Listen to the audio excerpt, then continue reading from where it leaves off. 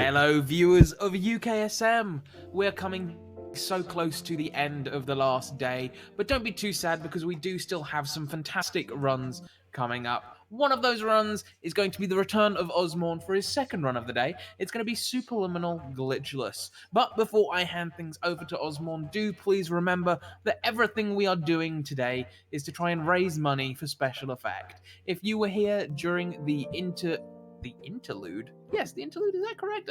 Don't worry. If you were here over the past 10 minutes, then you will have seen some incredible videos from Special Effect showcasing exactly what they do with disabled people to allow them to play video games. So if you would like to support even more work of that kind, then please do donate. Now, I don't know if you can tell, but my mind is starting to melt due to doing this for 4 days, so I'm going to hand things over to Ozmourn for the Superliminal Glitchless run.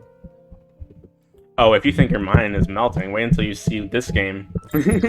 Hello everyone, I'm Ozmourn again, but this time I'm going to be playing Superliminal Glitchless. It is a game that I got very competitive with. I'm currently top 10 on the leaderboard, 7th place, just right behind 6th and 5th by like 4 seconds. Like it's very close. It's like very close competition for this game. I love it.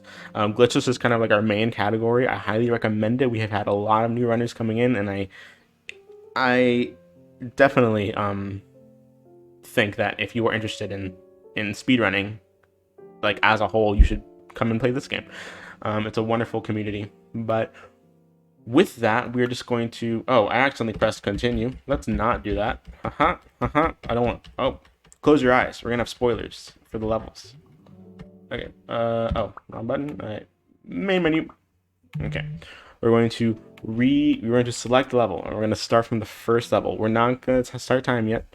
Timing does not begin when we walk through that. When we go through the level, but rather it begins when we walk through this door. I am going to have the speedrun timer on. In the case of EPB, which we won't, but if we do, we want to make sure that some kind of thing that shows IGT is present. But with that, we are going to just start the run in 3, 2, 1, go. All right. So the main mechanic behind Superliminal is that perception is reality. What does that mean? Well, it means that an object is only as big or as small as the player perceives it to be. So if it's very, very tiny, it is like if you see it from far away and it is very, very tiny, you can just pick it up, and you can also make it very, very big in certain cases. And with that, we're going to see a lot of different puzzle solving skills and just very, very satisfying movement and strats in order to save time in these levels. For example, the best example right here is this cheese. It's very small on this table. We grab it, we resize it, we make it very big. We use it as a ramp. That is the perfect example of resizing, and we're going to be seeing that a lot throughout the run. As for induction specifically, it is a very hard level, and it is a very reset heavy level, not just because it's the first level, but also because the movement in here is incredibly precise and it's incredibly difficult to get right. And our world record holder, A-Rock, I have no idea how he does it. I have no idea how he gets the skips and the strats time right. He even found like a bunch of new strats for this first level, and it's absolutely insane how he does it. Right here in this room, we're going to be having an example of just the game lining stuff up for us perfectly by grabbing that sign and just resizing it right onto those buttons so they press on both at the same time. But with that, we are just going to do the last strat in induction, which is fast cheese. We're going to take this cheese through this little gap right here, resize it as it's falling, and mess it up. There we go. Whenever a object is like in the air or falling, the physics of the object is kind of unlocked for a minute, so you can push the object forward, and anything that isn't like stable, like that wall there, will fall with it. You can actually use that to your advantage in like the glitched categories, like warpless. For example, if you can like push objects out of bounds, or you can push object out of bounds and it'll pop back inbounds and then launch you out of bounds, just because you and the player shouldn't be in the same space. But unfortunately, this is glitchless, so we don't get to see that. But with that, we are going to go into optical. The main mechanic behind optical is, optical illusions. And we're going to be seeing examples of like cubes that are painted on walls, and when we looked at them at the right angle, they're going to become physical. Right here, we're just going to resize this sign right here, use it as a ramp up this wall. And trying to avoid some ledge grabs here, jumping onto these boxes. Those little time saves, like ledge grabs and just precise movement, save so much more time than you think. But as you can see right here, that cube just kind of popped out in midair. And what we're going to be doing right here is an example of the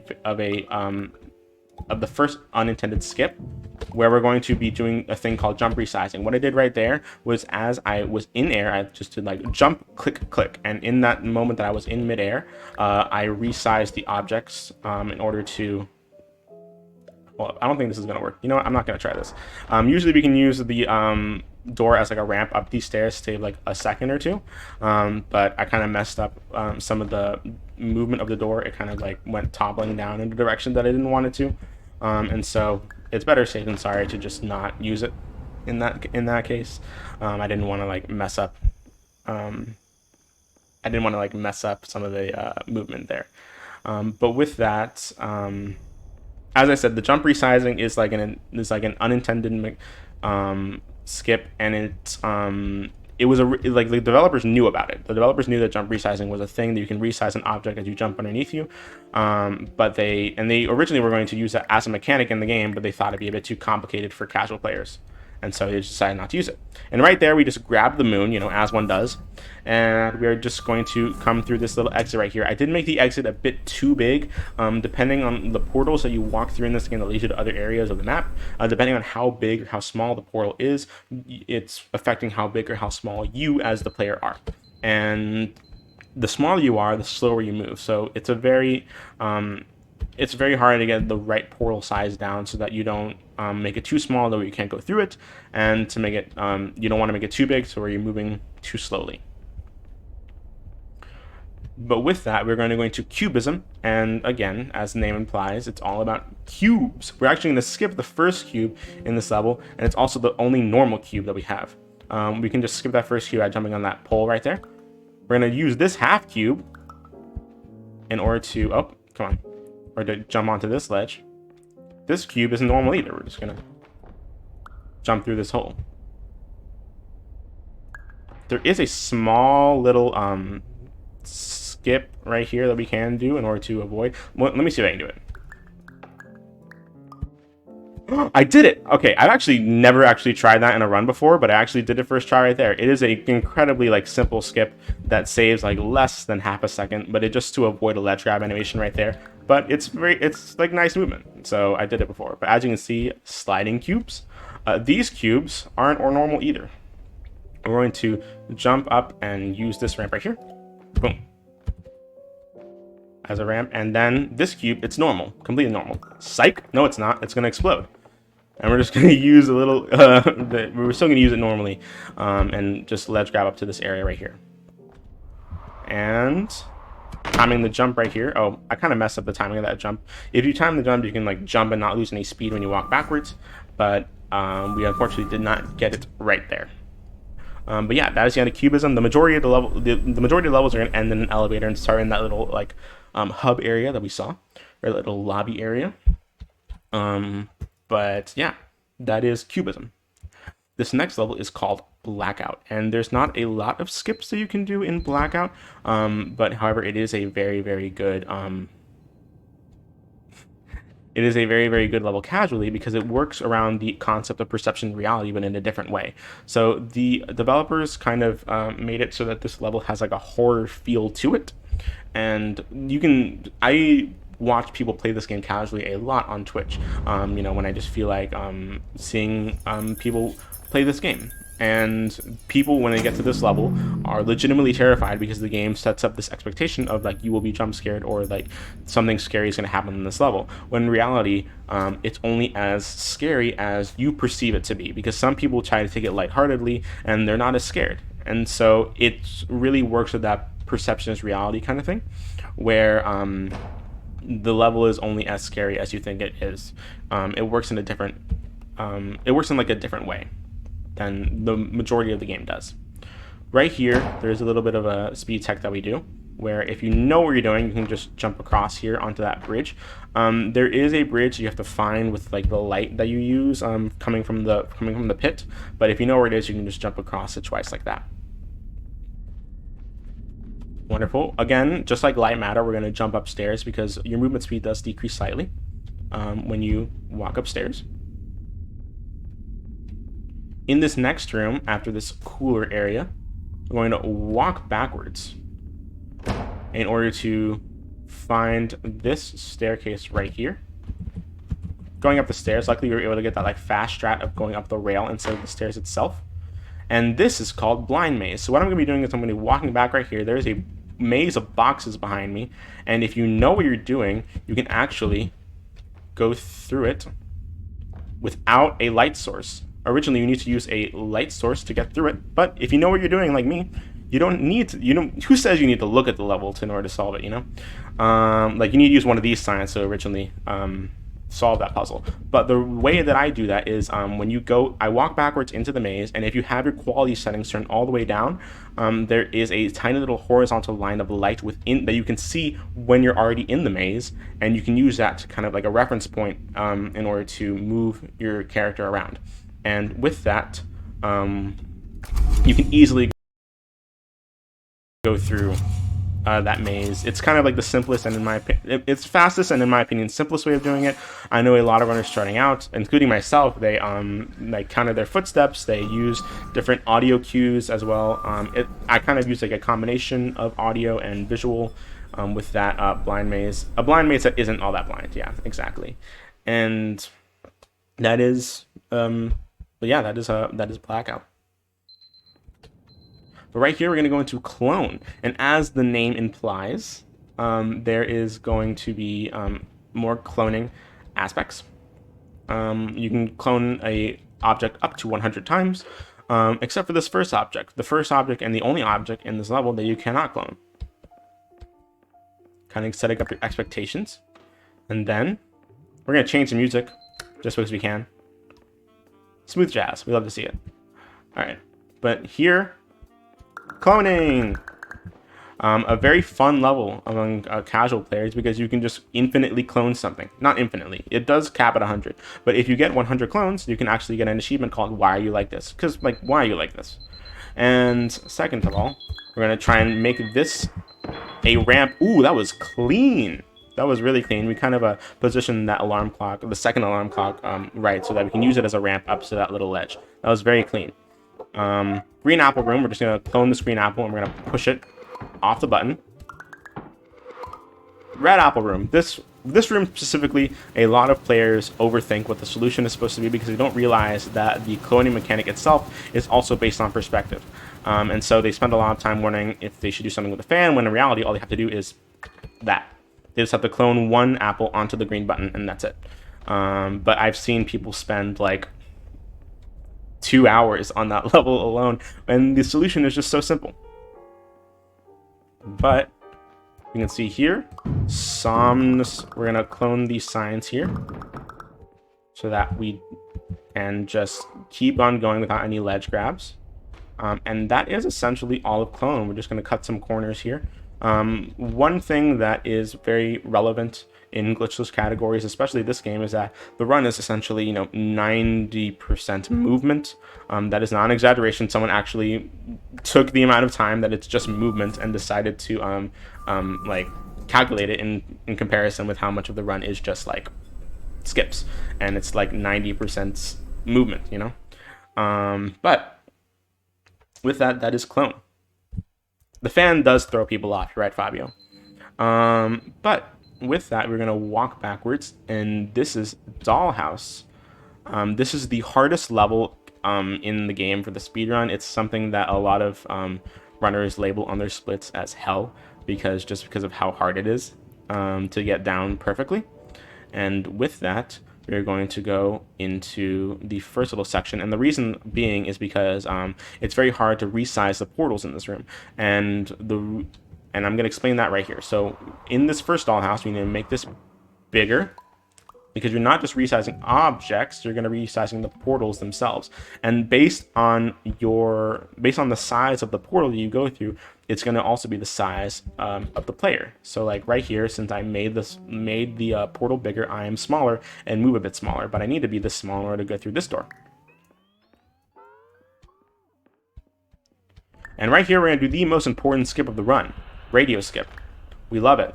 Everyone loves radio skip, and if you don't do it, I'm sorry, it's just not a valid run. Not really, but yeah, that's radio skip. You just use it as a small little ramp to not have to use the stairs. But yeah, it's the most important skip of the run. Don't underestimate it. We're going to resize this fan on this wall right here and point it towards this Jenga tower to have this little door fall down. We're going to resize this window up on this little lamp right here. Oh, we're going to fall through. Wonderful. Very clean. We love to see it. And we're going to grab a bouncy castle at the end of this hallway, and we're going to resize it as we walk through instead of resizing it within the room itself. And boom, we're just going to go through here into that bouncy castle. We're going to go through this vent. We're going to grab the bouncy castle through the vent and resize it onto this platform right here. You need to make sure that the bouncy castle isn't too big, because you can like soft lock yourself and you won't be able to like walk through this door. And also you need to make sure that you place the bouncy castle correctly so it doesn't fall down. And we're going to resize that portal so you can just go straight, we can just drop it and go straight through the keyhole and grabbing the dollhouse at the end of this area. And yeah, that's dollhouse. In that green room, we kind of just took one of the portals and dropped it and walked through as it was falling to just cleanly go into the keyhole and then go into this next area where the final dollhouse is. Yes. And so we are going to go to Labyrinth. That was a really good dollhouse, not gonna lie. Labyrinth. And right here, we're gonna go straight into a skip with Labyrinth. You might think that I'm just doing some seemingly meaningless parkour, but it's not meaningless at all. There are 5 audio triggers laid out throughout this section of the hallway, or throughout this hallway, and I think that I got that one right. Yes, I did. Okay, so you are able to skip 3 audio triggers in this game by doing some parkour like I did right there. However, only 2 of them save time. The second one that I'm doing right here is jumping onto this speaker, or this megaphone on the wall right there. There's a bit of lag, but I want to make sure that I got the skip, because missing the first audio skip and accidentally hitting the first audio trigger only loses around like 5 seconds, but losing the next audio skip will lose like over 10. So you want to make sure that you don't that your movement is pretty polished when it comes to audio skips, so you can easily jump over those audio triggers. And because you want to get to the last audio trigger as quickly as possible so you can be teleported and progress with the level. Speaking of teleporting, we are being teleported back to this room, and what I'm doing is I'm kind of like lining my cursor up with a specific area on the wall so that I can just spam click and immediately press the alarm clock when I get back, because you have to press the alarm clock in order for the door to open and to progress.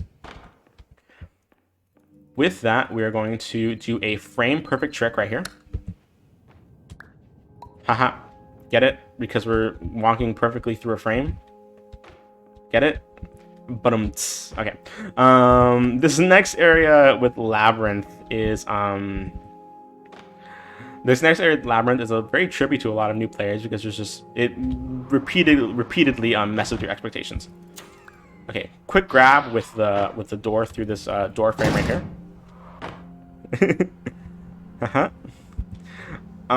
And in this next area, we're going to, again, try and make sure our movement is as polished as possible. I'm going to walk through here, fall down, and we're going to take this staircase and we're going to, boom, have it break through the floor, because naturally we have to have it break through the floor. You know what? We're going to take this with us, but not really. We can't take it with us because there's a barrier here. This puzzle right here. Essentially, this is like the hardest puzzle in the game for a lot of casual players. I've barely seen anyone try and who can figure this out on their own. What you're supposed to do is you're supposed to look the opposite direction of what the sign tells you to look. And because whatever direction you look first will always have the do not enter signs. And so you have to look the opposite direction of the sign first and then go towards the right direction of the sign. Right here, we're going to skip using one of the cubes by just using this raft to jump up here instead. All right. Painting. And then we're going to turn around, press this button, and just immediately fly through right there. In this next area, we're going to grab these cubes that will teleport to different areas of the game, trying to make sure that we have our movement being as continuous as possible. Perfect. That was a very quick regrab. Jump down here. Oh, boom.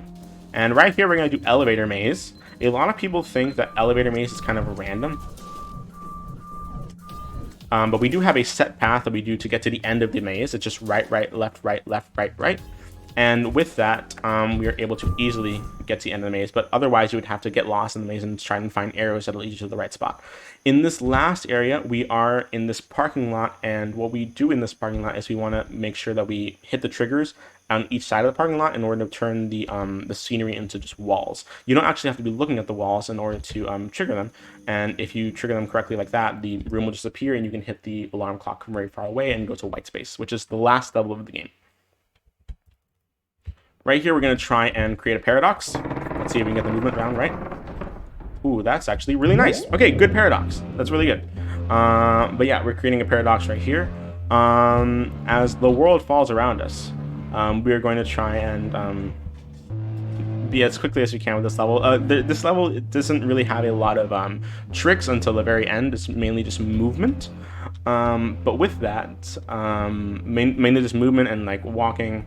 But there is one specific thing that I kind of want to like explain right here.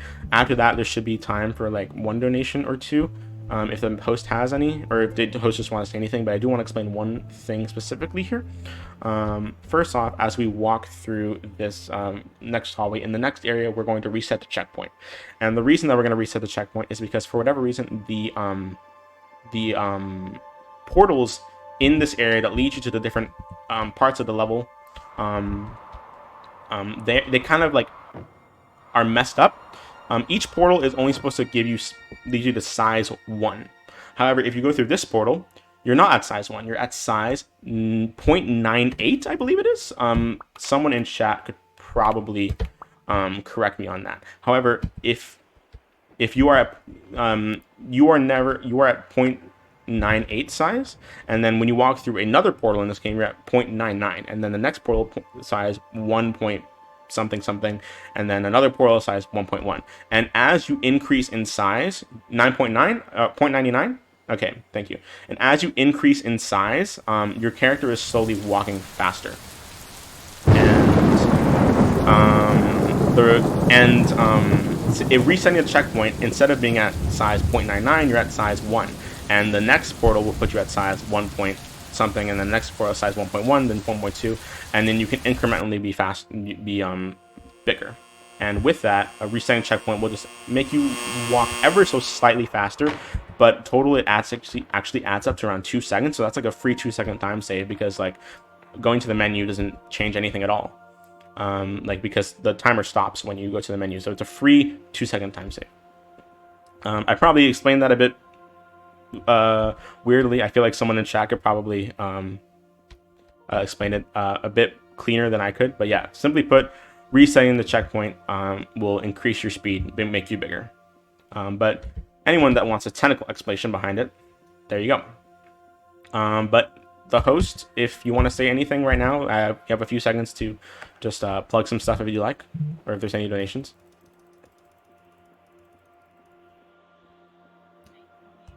There haven't been any donations, but do remember that we are trying to raise money for the fantastic special effect. So if you do want to donate, do !donate in the chat. I will read out your donations no matter what they say, as long as it's within reason.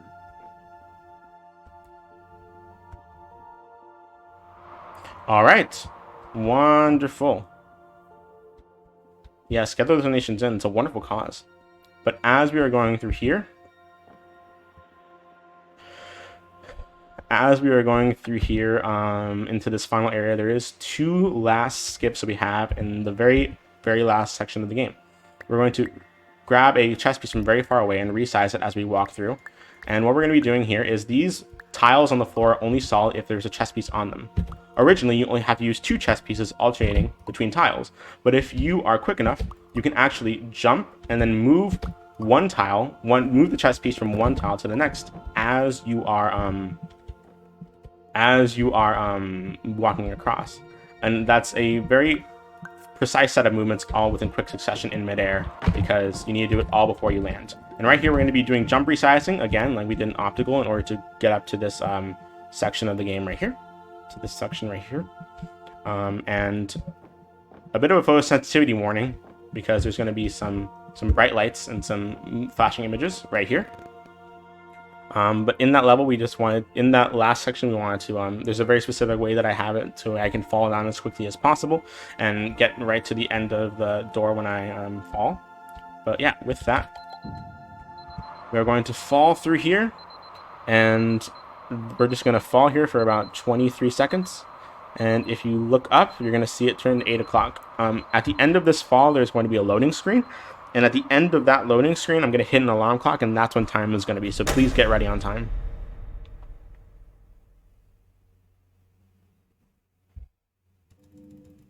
All right, loading. Retrospects, come on, do me good. All right, boom, time. 22:34.1 in-game time. That is beautiful. That's very respectable. But yeah, that is a Superliminal Glitchless. If you're interested in running this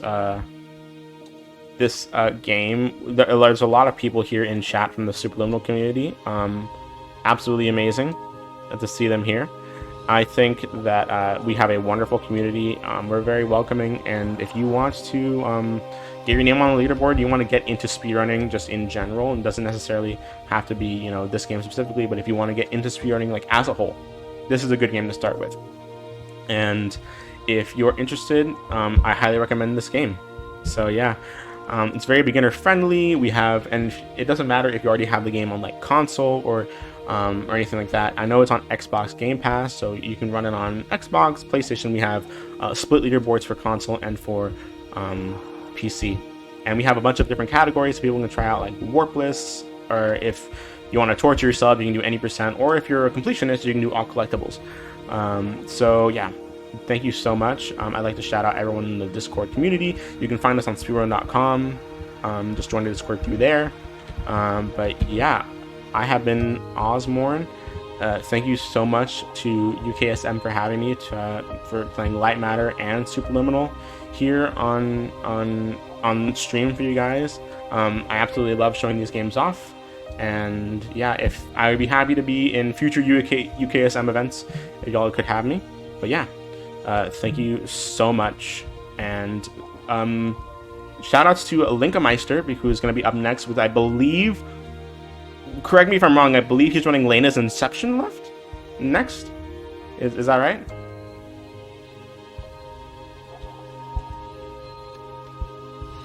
Linkameister will be up next at 7:10, playing Gods in Gods. Any percent SNES. Okay. Yes, Gods. Yes, I forget that he runs Gods as well. But Linkameister is a very talented runner. So we will be back. Yeah, he does. We'll be back.